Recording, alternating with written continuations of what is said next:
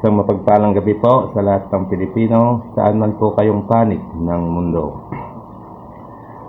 Marami po sa ating mga Pilipino na kapag narinig po ang pangalang Ferdinand Marcos Sr., ang palagi pong nasa isip natin ay yung mga hindi daw magandang ginawa niya sa Pilipinas. Ngayon po, pag-uusapan po natin ang mga ginawa ni Ferdinand Marcos Sr. na nagpapatunay kung gaano niya kamahal ang sambayanang Pilipino. Magsa-shoutout po muna ako.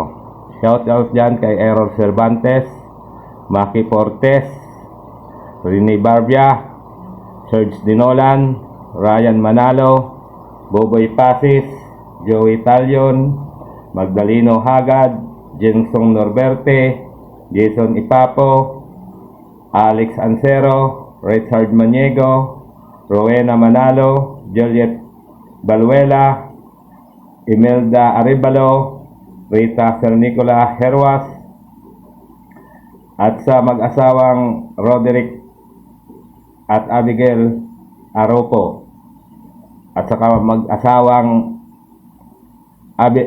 Rodelyn at Bong Franco. Shout out po sa inyo, lalo na sa iyo Brad. Shout out dyan sa mga taga Calbayog, Eastern Samar. Shout out po sa inyo lahat. Ngayon po, sa panunungkulan po ni Pangulong Marcos, wala pong iniisip si Pangulong Marcos kundi kung paano po pagaanin ang buhay ng mamamayang Pilipino. Kaya doon niya po napag-iisip kung paano niya gagawin. Kaya napag-isipan niya po na hindi niya magagawa yon kung hindi siya maging bahagi ng pang-araw-araw na pangangailangan ng sambayan ng Pilipino. Kaya dito po niya naisip na dapat maging bahagi siya sa mga pang-araw-araw na pangangailangan ng sambayan Pilipino.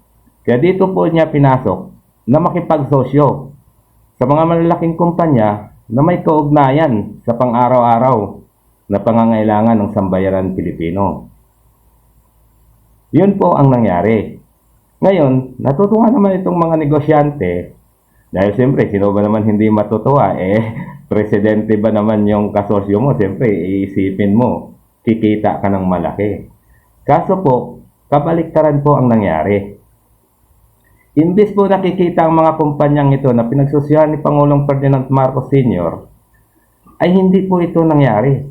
Bugkos, ito po ay nalulugi, na unti-unting nalulugi.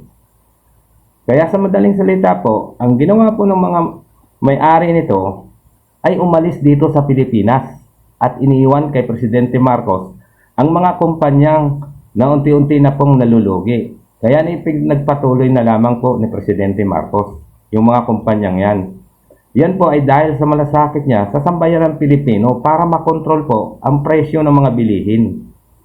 Ngayon, nang umalis po si Presidente, maalis po si Presidente Marcos sa pagka-presidente, bumalik po itong mga may-ari ng mga kumpanyang ito at sinabing inagaw o sa pilitang kinuha ni Presidente Marcos ang kanilang mga kumpanya.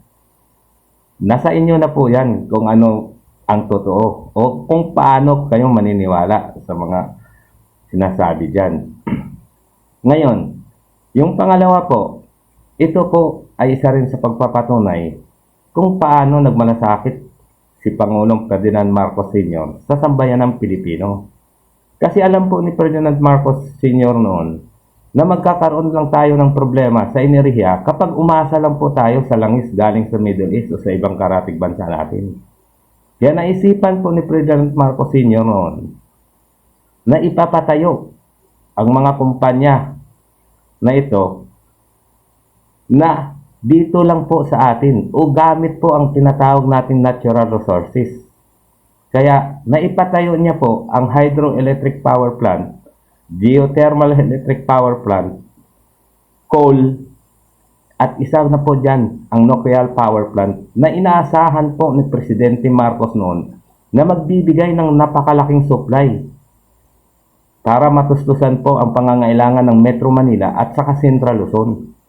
Ang problema nga lang po, nung nawala na po si Presidente Marcos, kahit po na nandoon na sa Hawaii si Presidente Marcos, ang tanging kahilingan lamang po ni Presidente Marcos kay Presidente Cory Aquino noon na ipagpatuloy o ipag-operate o buksan na yung Bataan Nuclear Power Plant dahil yan po ay napakalaking tulong sana sa mga mamayang Pilipino. Hindi po sana tayo nag-suffer ng napakataas na presyo ng kuryente ngayon. Kung ang excuse me po.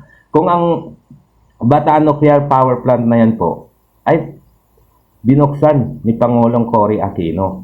Ngayon po, ako po ang magtatanong sa inyo. Sino pong presidente ang masasabi natin na nagmalasakit sa sambayan ng Pilipino? Na nagpatayo ng kakapaki-pakinabang sa mamayang Pilipino? Kayo na po ang magsabi kung sino. Pwede naman po ninyong i-comments dyan sa comment section at babasahin ko po yan. Tsaka, kung po pwede po, humihingi pa ako sa inyo, pakipollow po yung Facebook page ko, Bart TV, tsaka yung YouTube channel, Bart's